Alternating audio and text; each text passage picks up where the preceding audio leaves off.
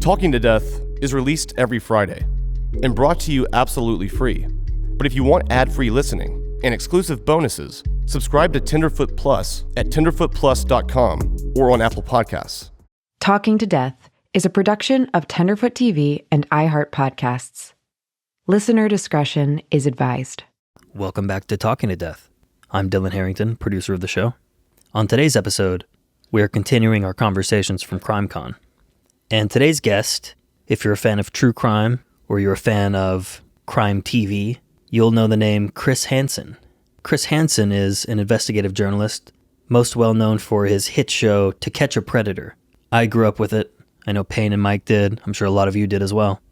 Chris has done a ton of work to clean up the streets, both figuratively and literally. In his career, he's been responsible for putting hundreds of pedophiles behind bars. Payne had an opportunity to be on stage with Chris, and they had a really great conversation. Chris opened up about some of his most compelling investigations, the ethical dilemmas of undercover journalism, and they talk about the evolving landscape of online crime and how it's portrayed on social media. Both Payne and Chris also talk about investigative journalism and the strides that each of them have made to put criminals behind bars. It's a fascinating conversation, one you definitely don't want to miss. It's funny, it's insightful, and toward the end of the conversation, Chris and Payne both take questions from the audience. So let's jump right into it. Today's guest is Chris Hansen.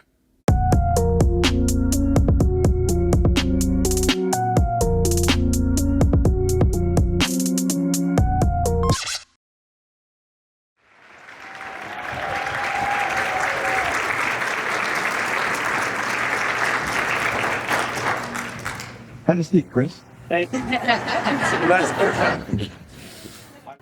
sorry, I thought that was going to be so funny if I could just get him. Yeah. He's busier than me. You got to get up early in the mornings. Clearly he's a nice guy. But yeah, I've watched so many of your videos, and I want to know what keeps you ticking, because it isn't easy to go and stake out and deal with these people, and it's got to be scary, a lot of elements. Like, outside of the good that you're doing, as a human being who has a life, has a wife, like, how do you keep doing it, man? And what keeps you ticking? Well, I'm a curious guy, and I have a lot of energy, and we do a lot of different projects, right? So it's not all the takedown predator investigations. We'll be in San Francisco investigating the illegal Honduran immigrants bringing fentanyl in and making millions of dollars and shipping it back to build mansions in their homeland. So I get to do a lot of different documentaries, and a lot of them, well, they're all crime, right? Yes. One way or another. But intellectually, it's very engaging to me to delve into all these different subjects, and I've just accepted the mantle of the predator investigations as something that I will always do, as long as I am in this business, because it is what people expect from me. It's something I believe that's important to continue to create awareness and a dialogue to remind parents and kids that this can be out there, and that this is a constantly evolving crime, which requires constantly reviewing and reporting on it, because it does change. It's very different than when I started 20 years ago, and not just because my hair is gray now, and it wasn't when I started. Was it always gray? Well, it's always been gray for the last 5 years. Okay. I mean, you pull it off so well, I couldn't tell. I mean, I'm graying too, so. Yours is by design. By design. Well, I'm sure you put a little design in yours, right? Yeah, you got to take the brassiness out. But no, so I've accepted that a long time ago. Look, the truth is, in the very beginning, there were people who turned their nose up at this particular franchise because it was different, it was edgy. We worked closely, ultimately, with law enforcement, and it was different. Yeah. And we took some heat for that. And I You was mean like never in the view of like, this is entrapment or traditional, something? not so much that, but traditional journalists were like, this is different, this is scary, this has become a part of pop culture. And I can't help that it became a part of pop culture. True. I can't control if South Park does a parody of Chris Hansen and the Predator investigation. You can't. So you can either be afraid of it, or you can embrace it for all the good that it carries with it, which it does. And now we're in the third generation of people who follow this content from the beginning to the work that we do today at True Blue, my streaming crime network. And the beauty of having your own network is that I don't have to sit in A meetings and B meetings and green light meetings. I make one phone call to our headquarters in Cleveland, and I could dispatch crews around the world and do whatever story I want to do, and own the content and own the distribution of the content. Finally. So we have it on True Blue, which we own. We put it on Fox News. We put it on Fox Nation, ultimately, some of these documentaries, we hope. And so we have these multiple platforms along with what we do on social media. So it doesn't get any better than that for a guy at my stage of this business and in my evolution in this business. I mean, 42 years, it's like, let the guy do his thing, right? Yeah. It's like, it's amazing how much But they it's, but I have to give props to the networks too, because, without 21 years at NBC and doing Crime Watch Daily and local news, I wouldn't have the platform, the identity, the brand to do this. And all those experiences, working for the man, if you will, that gave Less me. fun. Yeah. Well, it was great, but it just, again, it's part of my evolution as well. Why do you think that there are so many predators like that? And I mean specifically pedophiles.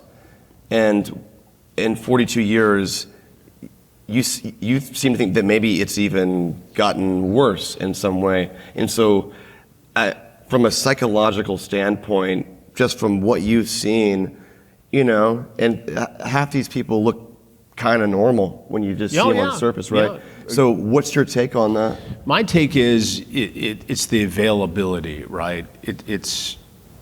There are a third of these guys who are hardcore predators, pedophiles, who do this with or without the internet. They'd be the bad coach, the bad stepdad, the guy hanging out, lurking around the food court of the mall. You're never going to get rid of that. And then you've got a younger group who's so immersed in digital culture that they become Like 4chan, 8chan, kind of all that stuff. And they don't, they wouldn't say things in real life that they say online. Sure. And they blur this age difference. So you got a 21-year-old talking to somebody they think is a 13-year-old, and they're thinking, well, it's only 7 years, it's Romeo and Juliet, and they justify it, and they go for it because they don't have the ability to speak to somebody in person. And that's bad, that's horrible.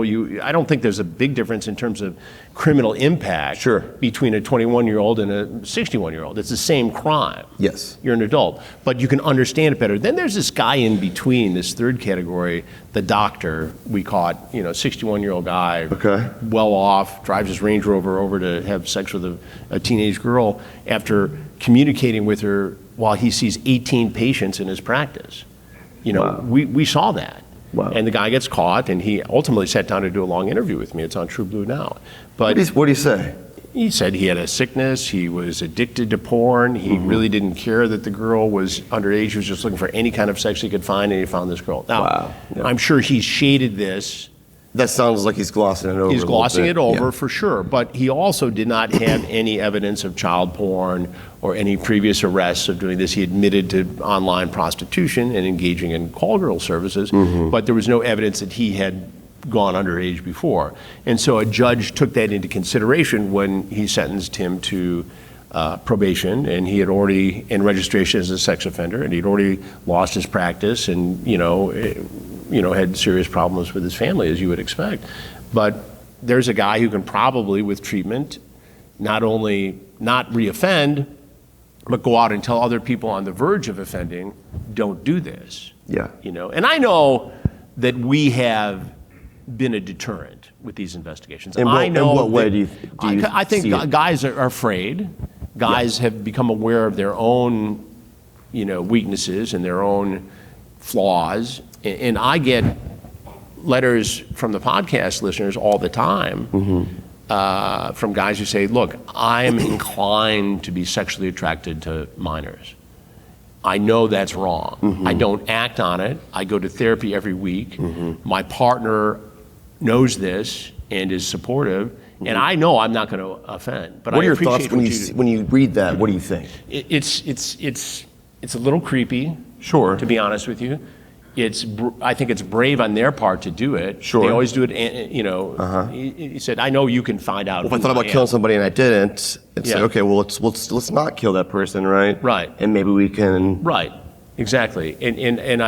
They're very reticent to come on the show because they don't want to be identified. But I do share the letters with my listeners on the podcast. That's very interesting. Well, I think it's important because anything that takes you inside the mind of a predator, whether it's, you know, the predators in our takedown investigations or, you know, other predatory crimes, the more you understand that mindset, the better you can protect all of us from becoming victims of crimes. And so I think it's an important understanding. And every time I do it, we dig a little deeper into the different personas these guys represent. What kind of predators are there out there to you? Well, I think any predator who tries to violate a child is the worst of them all.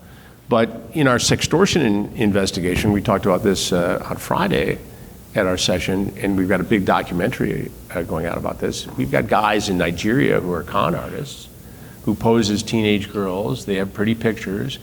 They target young men, 14, 15, 16, you know, young men are young men. And they send one of these hot girl pictures and ask for one of the boy, he sends it, then they start the extortion. They demand money. Wow.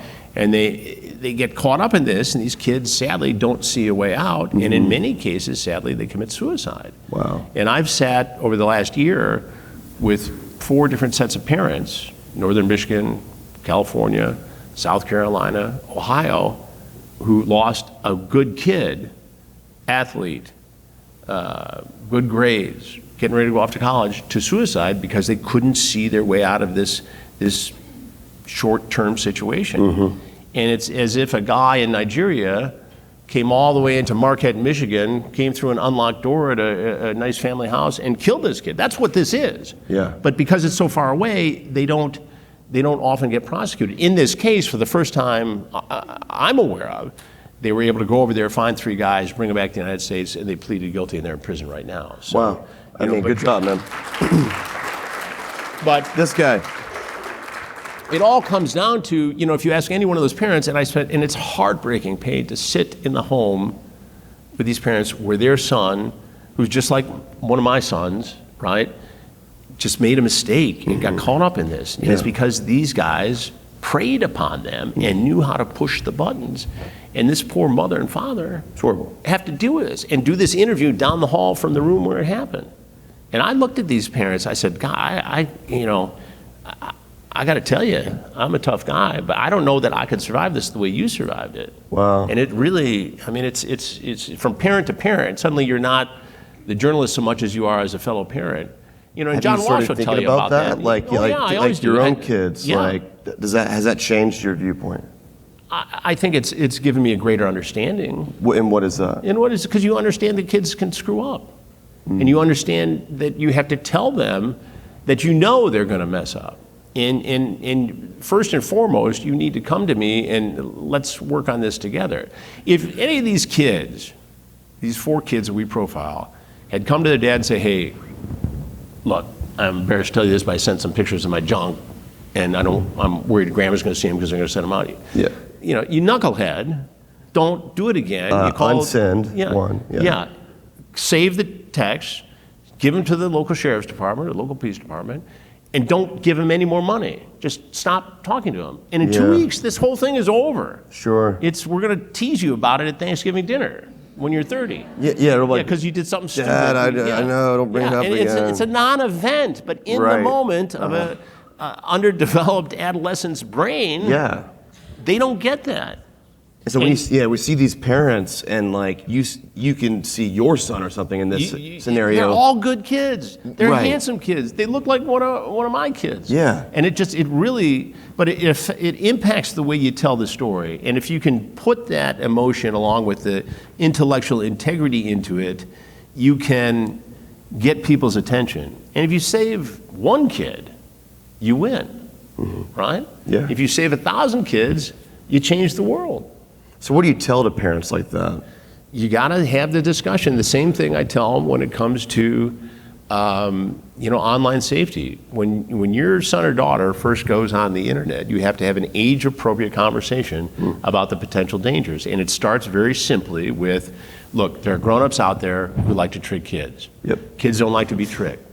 So, unless you know that person in real life, you don't know whether it's a grown-up, some 55-year-old fat guy down in his basement in his underwear, Right. The worst surrounded kind, by yeah. pizza boxes. You don't know that it's, and this stuff happens. Yeah. But you gotta. That's what I always picture they are. Yeah, well, and you should, because 9 out of 10 times that's exactly what it is. But, Right, But you gotta reach them in a non-intimidating. You can't just yell at them and scare them, and the whole thing. I always thought the parenthood was you trick them into doing what you want them to do and make them think it's their idea. Right. That's kind of the basic rule, I think. I mean, I was joking outside before, like in the green room before you got in here, when we were putting these mics on. I was like, how many times do you think you put this mic on? Does this guy know how to do this? And like, I joked like probably 100,000. Your wife was like probably like 1 million. And I was like, yeah, I probably undershot it. We've been blessed to have done some really heavy-duty stories around the world over the years, and two that stick out are child slave labor in the silk business in India, where we went undercover, worked as business people, and went to China to do counterfeit medicines and did the whole thing. And in China, they don't have the same open-mindedness about journalists that we No have. way. So I can't go back because I'm on a list. We went I in bet you are. as executives of GE. I'm probably on a list now too, just from being exactly. here with you. But we uncovered we had set up what would have been a $10 million buy of fake Viagra, and exposed it, and some people went to prison in China. But we were in Cambodia doing a story on underage brothels in Americans and Western Europeans, going them sex tourism essentially, and we were all wired up and taped up, and it's hard to get help right away in India or Cambodia. Sure. I mean, they'll get you out. Yeah, but it's not like quick it's 911 not- and sheriff's like, down the street ready and Johnny on the spot. Hey, I need a ride over here, and it's we'll be there. it's a little more intense when you go over there and do it. I can imagine. It's quite an experience, and it prepared me for the predator stuff. At the end of the day. How many predators do you think that you have caught? I think. And is there any predators like left that you think you need to catch? Well, we'll find out in the next couple of weeks, because we'll be back out there. But I would say we're around 600. 600. In the predator investigations.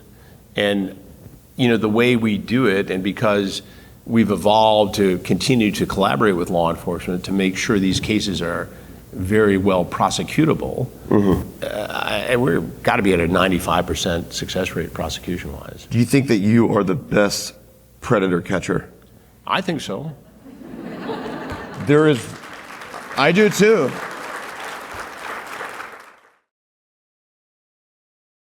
You've done so much good work with this, that. and that it's created this sort of wave where I was scrolling through Instagram. I was like, is he with Jake Paul or is that Logan Paul? I'm like, what is that? I was like, I felt like I was in like the Matrix or something. Well, Logan's a great guy. He had reached out, and it was before his fight with Dylan Dennis. And Dennis was trolling. And that was his like part of the fiancée. beef, part right? of the- Yeah. And he said, hey, I got this crazy idea. Would you come to Manchester, England, where the fight love is? this. And we're going to do the news conference, and I'm going to say, I'm going to take down this predator in the ring. And Dennis was really trolling the fiancée hard and heavy, inappropriately, and potentially, gray area legality. And he said, I'm going to introduce you as the most renowned predator catcher, and he's going to help me take this down. So we're in Manchester, and I'm wearing my True Blue hoodie with all the gear on, just promoting, shamelessly our network. And I You walk look out cool. there. You look like a superhero. Yeah, I walk out there, and I got crews there. The whole team went, and Dennis is like, because he's talking smack, this whole time. But he's like, holy shit, I'm going to Yeah, jail. And he's like, is that an actor? Is that really Chris Hansen? He said, I'm going to need you to have a seat right over there.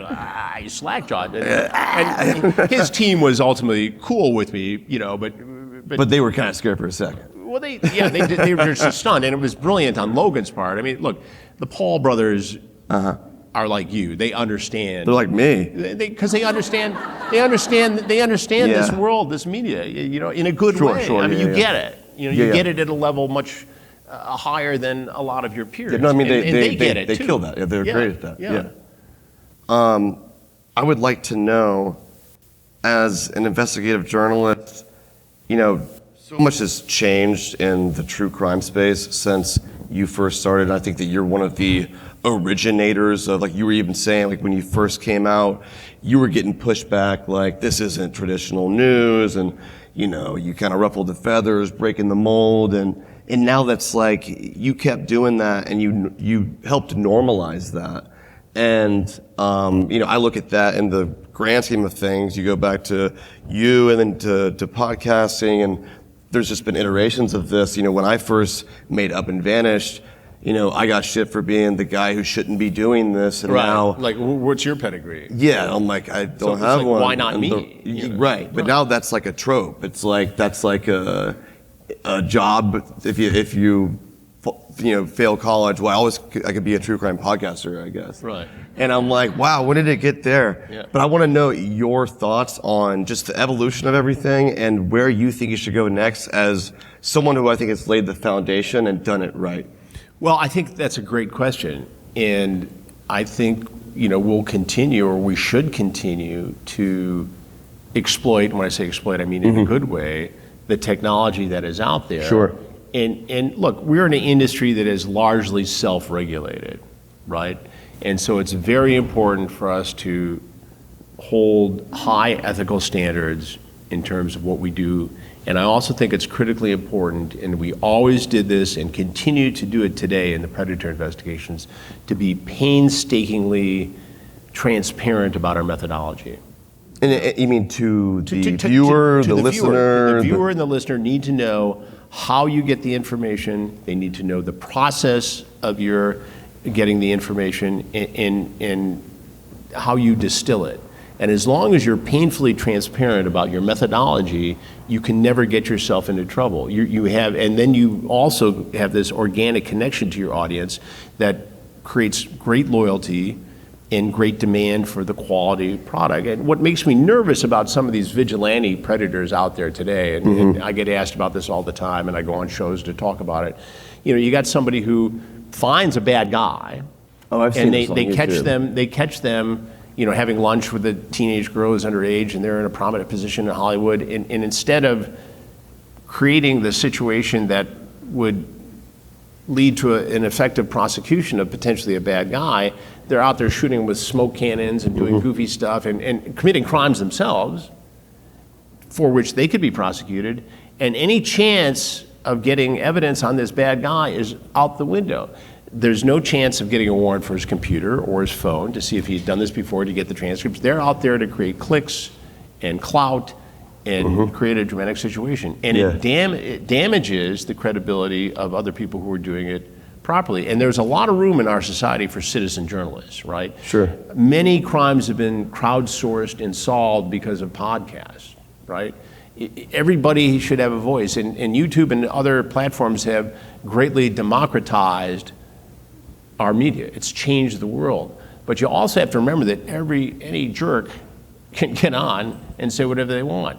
Yeah. And some of them, Alex Jones, will say outrageous things that are untrue and hurtful. Right. And that is why the rest of us who don't do that stuff need to be self-regulating and make sure that we, on our own, create ethical standards that, you know, produce truthful content, meaningful content. Yeah. It can be edgy. Sure. It can be controversial. But I think it already is by nature. Yeah. In a way, right? It's already cool what we do. We don't have to over dramatize. You're already catching bad guys, right? It's like, right? What, you know? Yeah. Let's just tell the truth about it all. Yeah, I did actually see a couple of YouTube, and I won't even name the YouTubers, but I've seen. You know what I'm talking about. Yeah, and I remember actually the other day I was watching. I was like, Chris Hansen would hate this. I was, is what I was thinking Chris in my head. I was like, and you brought it up first, but I'm like, and every time I talk publicly about it, I get crap. No, and I know. You're just jealous. Only you can do it. It's like, no, it's like, hey, you don't chase some guy around. Yeah, I was like, he would hate this. I hate this. I recently did something in one of my true crime podcasts, Up and Vanished, which is the first one I had, and it's season 4. Thank you. And there's a bad guy, and I had enough evidence, you know, in my opinion, to think that there was a high chance that he was involved in potentially a murder. Right.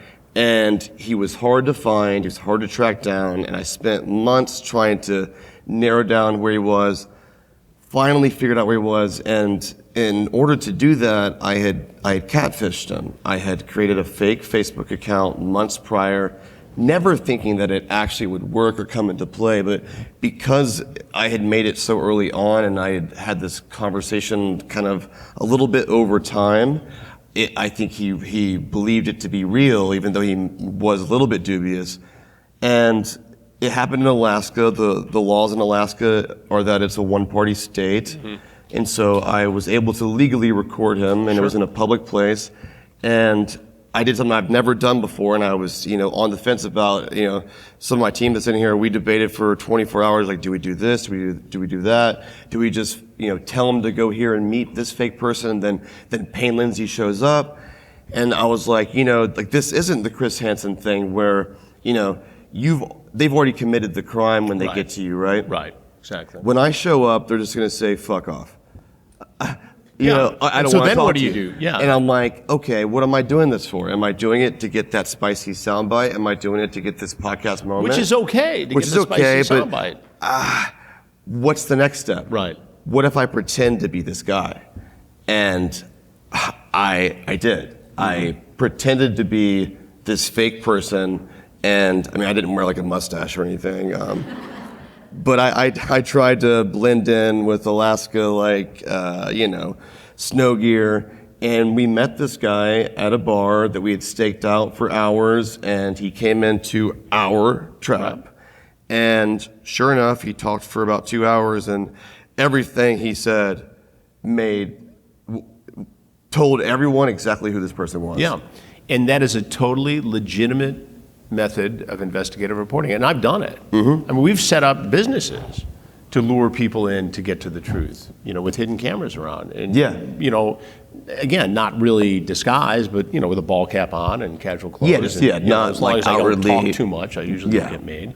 But and again, it's about sharing with your audience, this is what we did, this is why we did it, and these are the results of what happened. Mm-hmm. And that's totally legit. Yeah. That's real investigative reporting, by the way. 100 years ago, Upton Sinclair wrote, In the Jungle about the meatpacking district business, and he went and worked there, and it's been going on a long time. The Chicago Sun-Times did a great series where they opened up a bar, and they captured all the bribe taking and everything that went along with it. That's how you get to the. I feel like people do it less these days. I think they so do. Clicky and so fast. At Dateline, for years we would do that, and then it became more of a murder procedural, which is great. Which I still wonderful love. Show, yeah, great show. Wonderful show. All those guys are my friends. Yeah, of course. But that's not what I wanted to do for the last 20 years of my career. Right. So, one of my fears going into it was, and it'd be bigger for you because you're Chris Hansen, and I feel like you're a recognizable figure. But I was like, man, what if this guy's like, holy shit, is this that Payne Lindsey kid? Right away. That would suck. Then what do you do? I don't know. And it made me think, have you ever just been at a library or bookstore and just bent down to get a book, and you're next to somebody, and someone catches eyes and goes, holy shit. Yeah. Am I about to get caught? I think, I don't know how many guys have been nervous for good reason, and I haven't picked up on it, but it's happened. Right, I'm sure that someone's you thought come it. creeping up on somebody, and they see it from behind in a public place. But it's I've been able to use that for my benefit because we have access. You have to now, though, right? We have access to law enforcement and investigations because I've done this for 42 years and never burned a source, right? Nobody in law enforcement can ever say that they told me something in confidence and I that's didn't huge. wait till the right time. It's currency in our business. Yep. And you know that because you practice it as well.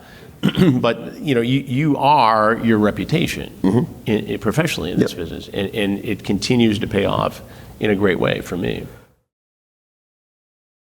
Just asking some personal advice. I mean, 'cause when I first started, I was absolutely nobody, and I was able to use exactly, yeah. but I was able to use that to my advantage, Yeah. right? And that was, there's upside to that.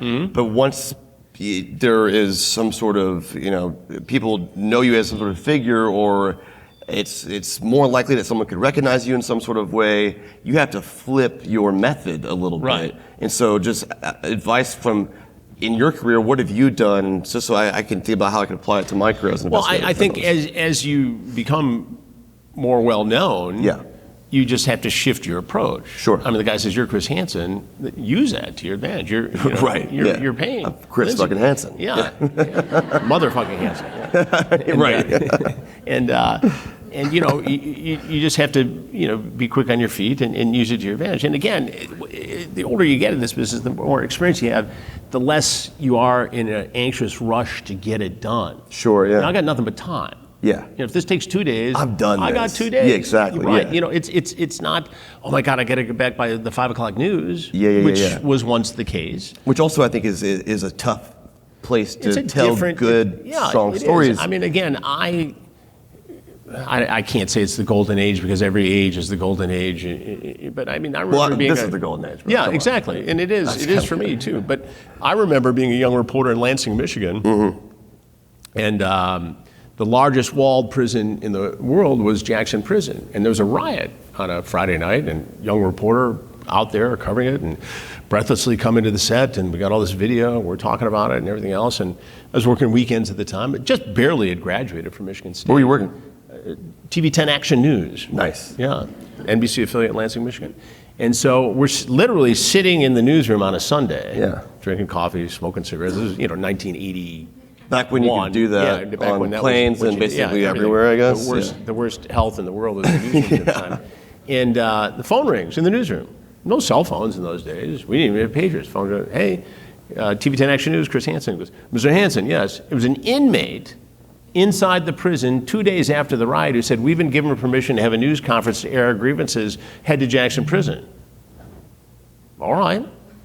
Come on, we get our little TV I bring 10 my Action cigarettes? News. Yeah, you can bring whatever you want. Those is get our little TV 10 Action News, station wagon. Off we go from the Lansing Bureau to Jackson, show up, they let us in the gate, they go to report to the office, they bring us in, and the prison's like, 60, 80 years old. I mean, it's an old prison. Yeah. And we sit down in a conference room and interview 4 inmates.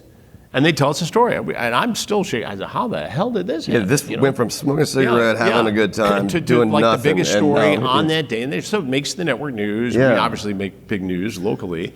And that following Tuesday, the riots jump off again. And the place is burning again. Damn. And they didn't let us in the second time. Okay, yeah. Yeah. But it was, it was, we sort of were making it up as we went along in Sure, those yeah. days. Are you still doing that in a way? Yeah, I think very much so. I mean, have you Yeah. learned from everything you've done? But like, It's is there all always a in the version of vault, that? Yes. Yes. And I'm fortunate enough to have a conversation like this with somebody who's curious enough to ask these questions that provoke good answers. It brings back things that it's nothing different from what we do today. It's just different technology, different Yeah. tools, but it's the same attitude. It's like, look, I get paid to find stuff out. Right. And once I find it out, That's I it. share it with all of you. That's my job, Yeah. right? And if we can make great pictures and compelling sound and great interviews, that all glues it together. But that's what we do every day. Find stuff out and tell the people. Yeah. That's it. It's that simple. It is that simple. You're right. I get asked a lot, like, just kind of like the morality questions Sure. and like, moral compass, like how do you decide what's right and wrong? And like, I feel like that's such a nuanced thing. And I think everyone has their own personal belief systems and different things for everybody. And, for you, like, what do you kind of like, how do you stay straight with, catching a bad guy and balancing those things? And what is that for you? Well, I think the balance is always, tell the truth in your reporting. And don't let any personal biases cloud it. People Sure. will ask, all the time about your politics, and I have the same answer. I'm pro-justice. And that applies to somebody on one side of the spectrum as it does to the other side of the spectrum. And I don't engage in political theater. Sure. It's all around us. Yeah. And you can argue as to whether it's good or bad or someplace in between. But to me, it's we're seekers of the truth. We're witnesses to the truth. We're documenters of history. And as long as you're it's about being painfully obvious and transparent about your methodology. And if something ends up being different than what you thought, then you follow that path. And as long as you stay on the path and you don't go out finding to the truth, you mean? Of finding the truth, you may not get the answer in part one. Okay. Yeah. But if you bring the viewer along on your journey of discovery and take them inside the commission of a crime or inside a situation, that is also our job. And I think that's become the signature part of my reporting, is that we bring people inside this. We take you along. It's very in the process experiential. itself, In the process. too, you mean, Yeah, right? Yeah, exactly. Yeah, the problem is, or one of them I see is that, like I also like to stay, the goal is to find the truth. Yeah. But the difficult part of that is that sometimes the journey to finding the truth is an ugly one. It is ugly. Or and the truth itself is very We ugly. used to joke around in the early days, news is not pretty. Right. So how do you factor in that part? Well, I think, you have to use a certain amount of good taste and judgment in terms of what's too much, depending on which platform you're reporting from. I can be much more graphic in my podcast when I get into transcripts of predators I've caught and what they said and done, because I know who's tuning in and what they want to hear. When it's a documentary on mainstream television, our sensibilities have to be a little different based upon the audience. We don't shade it, Sure. but I may You're say aware. something. You're being aware. I'm right? aware. Yeah. You're just aware. I may say something, from a transcript that I wouldn't say on this stage. Like what? A characterization of sex. Like what kind of words, though? Like a word you wouldn't say normally in public. I don't really get what you're saying. Yeah, I think you do. You See, just he's want too Chris good. Hansen to say the bad word. But again, if you feel uncomfortable saying it, then in all likelihood, Right. people are going to be uncomfortable hearing They might it, not right? like to hear it either. And again, I'll go to that very edge on the podcast because I know. And if I sanitize it too much, I'll hear from my audience They're saying, like, "Come on, hey, Chris." that's not Yeah. why we do this. Yes, This is, Yes. Can we admit that being on South Park is totally a flex? Very cool, yeah. That's pretty cool. They don't tell you when they do that either. So I'm out in San Francisco on a shoot the night it aired, and one of my agents texts me and says, South Park is doing you tonight, because East Coast time, I was on West Coast. He said, it's pretty funny, and about 20 minutes later, it's taken a dark turn. You're like, oh boy. Yeah. But it was funny because That's awesome. my older kids were in high school at the time, and they're at a high school where having a dad on TV wasn't a big deal. Yeah. There were other dads on TV. There were dads who owned sporting teams and were Sure. captains of industry and hedge funds and everything.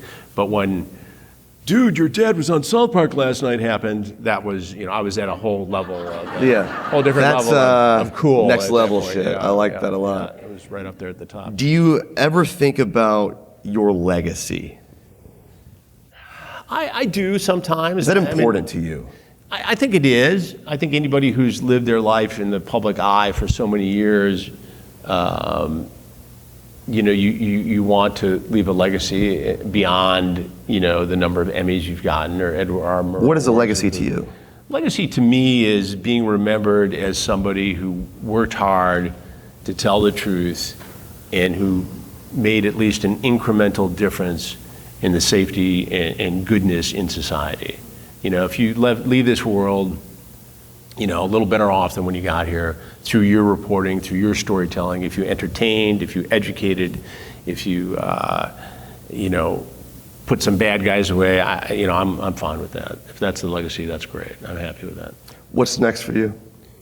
Well, I'll be back out in the streets next week, Working. Well, we got some of that, and we got these other documentaries that are fascinating too. We've got a dozen documentaries ranging from the fentanyl story I told you about in San Francisco and around the country, to the traditional predator shoots, the takedown stories, to other crime documentaries. Sextortion is one. We really have broadened our ability to get story ideas from folks like you who reach out on social media, and because I don't have to be limited by this traditional network structure of all the meetings and bureaucracy, if I see something that's hot and moving, I can jump on it right away. Now, it may be a year before it gets on TV because of our production schedule or because the story takes that long to tell, but if it needs to be on right away, I can get it on right away. And I've got my own network.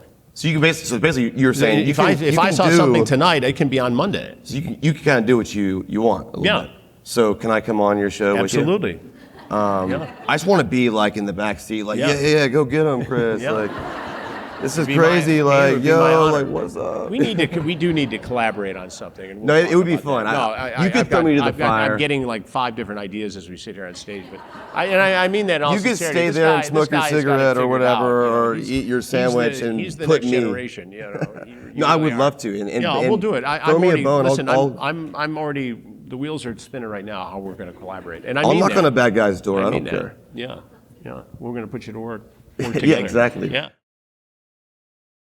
We have a couple minutes left, and I figured just because everyone is such a fan of yours, I don't know if we have mics or not, but like if they wanted to ask a couple questions, I feel like it'd be cool to do that. We have like 5 minutes tops, Sure. so I don't know how we do this.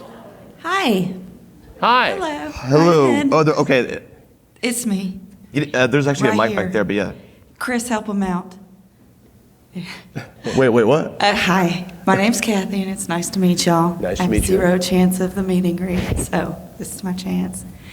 So I have a question as someone who has probably the best chance of getting a straight answer from a woman who's a heinous murderer. I've got one shot at getting the actual truth as to why she did it. We have a long history and we know each other very well. What would you say, other than feel out their personality, would be the best way to get it? Well, I guess I'd start, with an open-ended question, and what I would say is, look, you're in this situation, you know that, I know that. Help me to understand why. Everybody's got a reason. And if I understand it, then, I can better accept it or forgive it. But you need to be honest with it. Just tell me what happened, right? Give me that peace. Be sincere and not attack them, Be basically. sincere and don't attack. The best interrogators of terrorists and criminals are guys that initiate a conversation and a relationship. You want a cigarette? You want some soup? You want a cup of coffee? What can I get you? Yeah. And just look, we're both here, right? Mm-hmm. You're not going anywhere. I'm not going anywhere. Just help me out. Give me some peace. Help me to understand what led you to this situation and what led you to do what you do. And let them take a deep breath, and hopefully they tell you the truth. Damn, what he said. I mean, Ryan? Absolutely. Yeah. Again, sometimes it's just explain it to me. Yeah. Yep. And don't rush through it. Just, spend some time. And if I had to ask anything, what would be your favorite, most important question that you would ask somebody other than, why the hell did you do that? I guess I'd ask, what is it, what happened to you that made you think this was a good idea to do? Gotcha. Or why are you the way that you are? Right, exactly. Exactly. Well, thank you very much. Thank you. Thank you, Chris. Big fan. Thank you. I did want to ask a question about the new phenomenon with the daily. So I was going to get. I met you yesterday, so you got a phone call, so I wanted to ask you in person. But the almost daily reports of female predators and pedophiles, and there seems to be a different narrative when it comes to female abusers. They call it affairs, a romantic relationship, when a female abuses a child and essentially is a pedophile, just the same as men are. But yet when it's a male as the victim, I'm curious, I don't believe you, have you ever caught a female? Do you target only men? And why do you think it's so hard to catch? Because we've seen how many female predators there are in the news every day. There's almost a new report of particularly teachers, but they're all in the community. How come it's hard to catch female predators online? The experts tell us, the behavioral folks tell us, the therapists tell us that it's because when it comes to the female predator, they don't like the anonymity of the online engagements. It's happened. It's never happened in our investigations, but it has happened. And what you're more likely to see is what you alluded to, what we see virtually every week, which is a female teacher, teacher's assistant, counselor, therapist engaged in an inappropriate sexual relationship with an underage boy. And society does view that. They don't like they like to know the victim, the target. And again, part of society views that as a little boy's fantasy, which is wrong because it is illegal and it has a very definite impact on this child's life.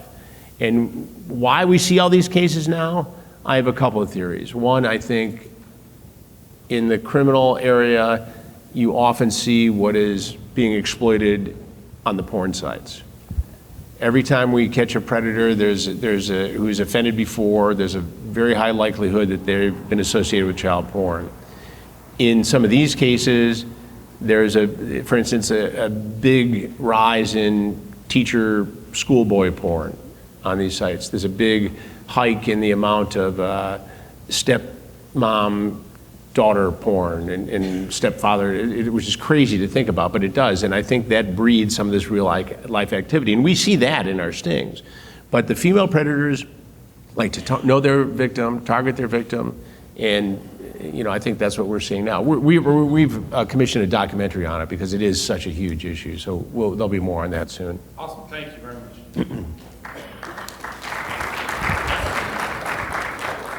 Hi, my name's Vicky. Thank you so much for everything that you do. Thank you. You guys were talking about legacy, and I think a lot of people that come to CrimeCon, we're just general folks and we're just going about our day, but we admire everything that you all do for society. And I think a lot of us kind of sit home and think, what can we do? What can we do? We're not in the public eye, we're just regular people. And so what could you say, advice for all of us, if we want to get involved, if we want to, what can we do to kind of be able to make an impact, even albeit very small, but anything at all, like what can we do? Well, I think it starts at home. It starts in the conversations you have with your children, your nieces, your nephews, your friends' kids, who often will tell you stuff that they won't tell their immediate parents. And so to have an open conversation and to say, I heard a great story, or actually not a great story, but an interesting story the other day after the Sextortion presentation. A gentleman went out to call his 17-year-old son and say, hey, I just was in this thing. I didn't know anything about it. You should know about it. Because Dad, it happened to me when I was 14. Wow. And it fortunately didn't lead to, a violent act. But yeah, some guy tried to do this to me. And I never told you about it because I was embarrassed. He said, oh my God, son. Yeah. Please know that you can tell me about it. Yeah. But again, it's awareness. It's when you see something that you think is wrong, or you see something online, report it to the internet service provider. Report it to the local police, and it may not come to anything, but at least you generate another element of that database that one day might be important and connect the dots to another crime. It sounds corny, but if you see something, say something, Man, to me, it's like you being here right now and asking that question is right. It's already part of that. It's a sense of awareness, right? Because not everyone's doing that. And like when I get asked like the legacy question, which is not that often, but I don't really know what to think about that. Maybe like down the road, I'll look back on it 20 more. Years before you have to worry about that. Yeah, he's like, you little shrimp. But I'm so focused on right now and like making sure that's okay, and those things legacy becomes about what's happened already. I didn't know what it meant when I was your age. Right. But I think what you're doing now, I think, is there you go. That's already a start. Asking questions and learning, and to be honest, that's literally all I'm still doing. So if that means anything, that's what I'm doing. This young lady in the front row keeps trying to get our attention. Oh, yes. Hey. This is for Chris. Have you had a situation where you have identified and made a case against a predator, but are then told by Never. Not once.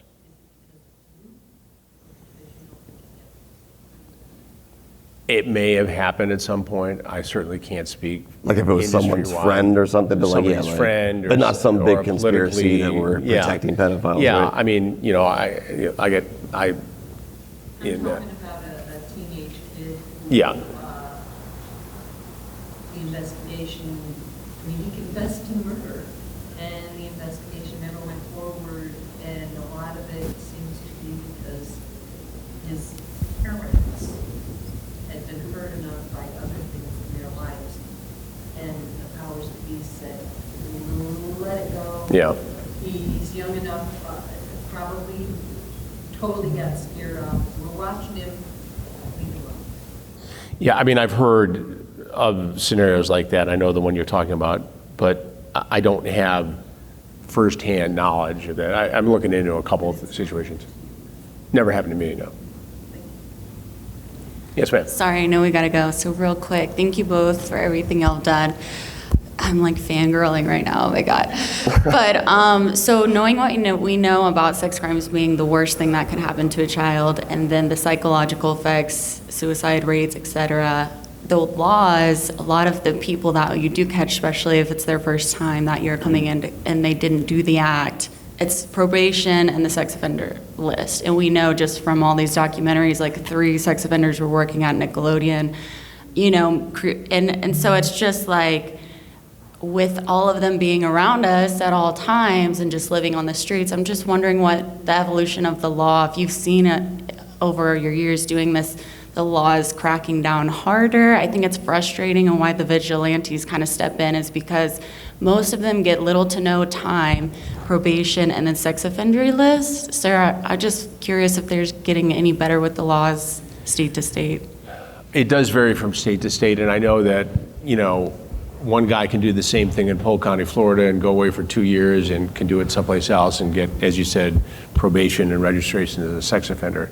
And the truth of it is, it does vary in jurisdictions. If you're in Genesee County, Flint, Michigan, where there are 100 murders waiting to be prosecuted, and you've got a first-time offender who got caught in a sting, who's willing to plead and go on probation, go to sex offender therapy, and go on the list, they're likely to take that and mark it down as a conviction. Should this guy go away forever, you know, that's parole and probation folks have to, court services have to take a look at that and score them as to whether or not they'll offend again. When they do, it's horrendous, and it creates, you know, a horrible impact on society, and it makes the system re-examine itself. I, as you might imagine, am more for the send them to jail for a bit, you know, get their attention. And if it's a second offense, they should go away for forever. But we have gone from seeing stings in California where the judges treated this as a TV reality show, even though law enforcement was involved, to, you know, some of these guys, if they've been clipped before, they will go away for a long time. And we've seen some 30-year sentences and some heavy-duty sentences if there's more than one offense here. So it's not perfect. I'm not happy with all the jurisdictions. I provide my services and my input whenever I can to get greater sentences. And you know, you sometimes just hope for the best. Thank you. Thank you. Well, thank you guys. You've been amazing. Yeah, no, I appreciate Chris, it, buddy. It's always a pleasure. Love you, man. It's easy. It's easy with you. Thanks, man. I appreciate it. Thank you.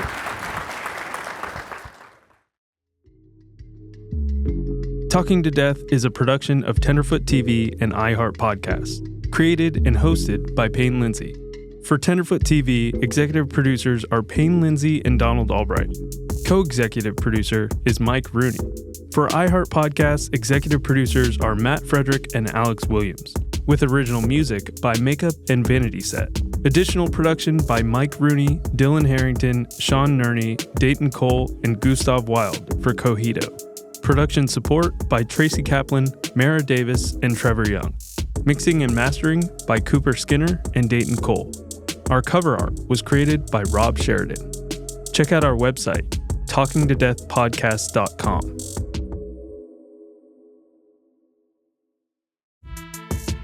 thanks for listening to this episode of Talking to Death. This series is released weekly, absolutely free. But if you want ad-free listening and exclusive bonuses, you can subscribe to Tenderfoot Plus on Apple Podcasts or go to tenderfootplus.com.